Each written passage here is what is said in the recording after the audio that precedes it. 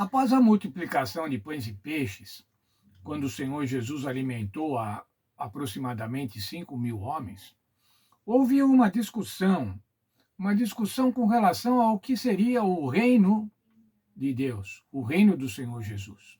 E o Senhor Jesus explicou que o seu reino não era um reino terrestre, como aqueles seus conterrâneos pretendiam, mas era um reino espiritual. Quando ele explicou que o seu reino era espiritual, não era um reino terrestre, não tinha nada a ver com política, não tinha a ver nada com militares, com força militar ou com domínio político. Quando ele explicou isso, muitos abandonaram ao Senhor Jesus e disseram, como vimos lá em João capítulo 6, duro é esse discurso. Quando Jesus viu que muitos o estavam deixando, Jesus fez uma pergunta para os seus discípulos. E vocês também? Vocês também querem me deixar? Vocês também vão me abandonar? E Pedro respondeu, vamos ver a resposta de Pedro, João 6, versos 21 até 68. Senhor, para quem iremos? Tu tens as palavras de vida eterna. Nós temos crido e conhecido que tu és o Santo de Deus. Essa foi a declaração, a confissão de Pedro, da conversão de Pedro. Para quem é que nós iremos? Quem é que tem as palavras de vida eterna? Só o Senhor tem as palavras de vida eterna. Veja ainda João 6,35. Eu sou o pão da vida, e quem vem a mim jamais terá fome, e quem crê em mim jamais terá sede. A vida, a morte e a ressurreição do Senhor Jesus Cristo é a fonte de salvação e a fonte da vida eterna. Veja aqui um texto da nossa lição. A expressão vida eterna ou palavras semelhantes ocorre pelo menos 17 vezes em João. Essa expressão não se refere simplesmente à existência futura do Espírito, a tornar-se parte de uma entidade eterna ou algum conceito vago, mas refere-se ao poder vivificante que traz salvação e sentido à existência presente. Veja, irmãos, que interessante esse texto. A vida eterna não é só para o futuro.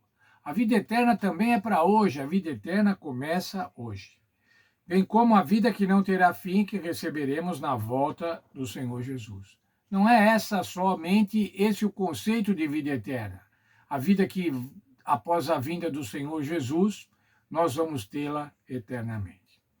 Assim como Jesus se tornou carne, a ressurreição que ele promete ocorrerá no tempo e no espaço, dando vida ao corpo físico. Trata-se da ressurreição, uma nova ressurreição da vida no Éden. O conceito de vida eterna, o conceito bíblico de vida eterna, que é a vida após o juízo e após a vinda do Senhor Jesus Cristo, também se aplica a nós hoje, a vida eterna hoje.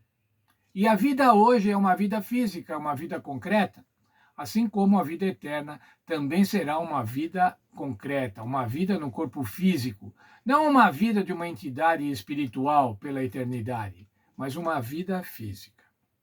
Como é que nós podemos receber, então, esta vida eterna?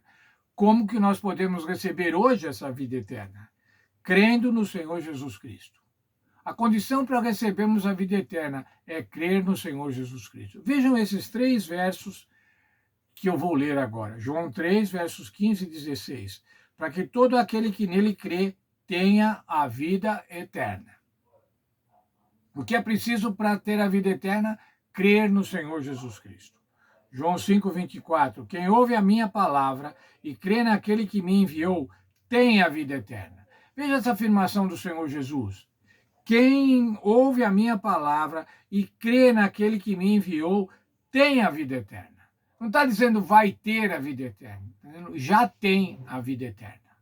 Você pode descansar o sono da morte aqui, da morte física, mas é somente um pequeno intervalo, porque a vida eterna já começa hoje, quando você aceita o Senhor Jesus Cristo. João 20, 31, que já lemos algumas vezes nesse trimestre. Os milagres e sinais relatados no Evangelho Para quê? É para que nós creiamos no Senhor Jesus Cristo. E em crendo, tenhamos vida no seu nome. Vamos ver ainda outro parágrafo da nossa lição. Somente pela fé cremos que Jesus Cristo veio ao mundo para viver e morrer em nosso favor. Recebemos essa fé como um dom divino, mas precisamos escolher de maneira consciente nos entregar a Jesus, nos arrepender e reivindicar seu sangue para obter o perdão e purificação dos pecados. A fé, irmãos, é um dom de Deus, mas nós precisamos nos apropriar da fé. Ele não impõe a fé para cada um de nós. Ele dá a fé e se você quiser, você vai aceitar esse dom de fé e vai desenvolver. Veja lá, quando alguém perguntou a Pedro se ele também o abandonaria, quando Jesus perguntou a Pedro se ele também o abandonaria, o discípulo respondeu: Senhor, para quem iremos? O Senhor tem as palavras da vida eterna. Essa frase resume a essência da salvação e a maneira pela qual podemos alcançá-la. A salvação não vem de filosofia, da história ou da ciência, nem de qualquer outra disciplina humana. Ela vem de Jesus, que, possuindo a vida eterna em si mesmo, a oferece gratuitamente a todos aqueles que, respondendo ao Espírito Santo, a aceitam. Não são filosofias humanas, não são ciências humanas, não são características humanas, propriedades humanas que vão providenciar, que vão prover a vida eterna para qualquer um de nós, mas somente o Senhor Jesus Cristo. O sacrifício do Senhor Jesus Cristo. Como é que nós podemos nos apropriar desse sacrifício? Como nós podemos dizer para o universo, eu aceito esse sacrifício? Através da fé. Essa é a ação do Espírito Santo. O Espírito Santo atua em nós e nós podemos aceitar ou não. Nós podemos aceitar ter fé ou podemos querer duvidar, sempre apresentar dúvidas e dessa maneira não termos fé no Senhor Jesus Cristo. A resposta ao Espírito Santo, a resposta positiva ao Espírito Santo é aceitar a Cristo pela fé. Quando fazemos isso, recebemos a salvação, recebemos a vida eterna. Veja, irmãos, eu estou falando, recebemos a vida eterna. Não estou dizendo receberemos a vida eterna.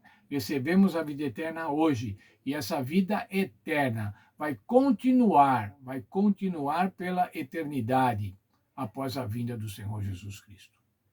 Lembre-se como quando estudamos ontem, quero que vocês tenham vida e vida em abundância. Sim, eu quero que vocês tenham vida já, mas quero que vocês tenham vida abundante durante toda a eternidade.